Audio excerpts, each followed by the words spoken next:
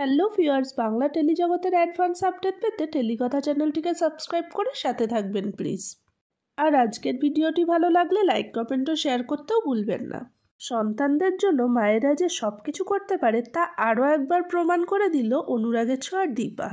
সোনা রূপার পড়াশোনার জন্য আজ পর্যন্ত সূর্য যত টাকা খরচ করেছে সব ফেরত দেবে সে। কারোর সাহায্য ছাড়াই নিজের দমে এক সপ্তাহের মধ্যে লক্ষাধিক টাকা আয় করার চ্যালেঞ্জ নিয়েছে সে। আর সেই চ্যালেঞ্জ পূরণ করতেই এক নাচের প্রতিযোগিতায় নাম লেখালো দীপা। স্টার জলসার এই ধারাবাহিকের বর্তমান প্লট অনুযায়ী সোনা রূপার কাস্টাডির জন্য আদালতে মুখোমুখি হয়েছে সূর্য দীপা।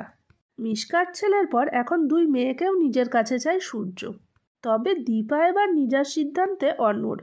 যাই হয়ে যাক না কেন সোনা রূপাকে সে কিছুতেই কাছছাড়া হতে দেবে না। ধারাবাহিকে দেখানো হয়েছে দীপাকে সাহায্য করার জন্য অর্জুন তাকে চাকরি দিতে চেয়েছিল, তবে দীপা তা নেয়নি।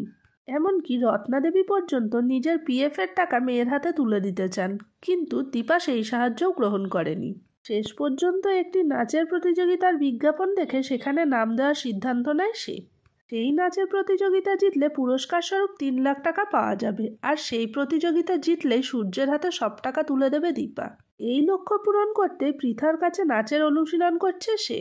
তবে একদিকে যখন দীপা নিজের মেয়েদের জন্য এত লড়াই করছে, তখন সোনা ফিরে গেল সেনগুপ্ত বাড়িতে। এমনিতেই সূর্যকে ছাড়া থাকতে সোনার ভীষণ কষ্ট হচ্ছিল। শেষমেশ বাবার কাছে ফিরে যাওয়ার সিদ্ধান্ত নেয় সে। রূপাকেও নিজের সঙ্গে নিয়ে যাওয়ার চেষ্টা করেছিল সূর্য, তবে রূপা নিজের মায়ের সাথে থাকার সিদ্ধান্তই নেয়। শেষ পর্যন্ত এক মেয়েকে নিয়ে বাড়ি ফিরে যায় সূর্য। অনুরাগের ছোঁয়ায় দীপার এই লড়াই দেখে মুগ্ধ হয়ে গিয়েছেন দর্শকরা। সন্তানদের নিজের কাছে রাখার জন্য সে যা লড়াই করে চলেছে তা দেখে কুর্নিশ জানিয়েছেন অনেকেই। বাস্তব জীবনেও মায়েরা সন্তানদের জন্য এতখানি লড়াই করতে পারেন বলে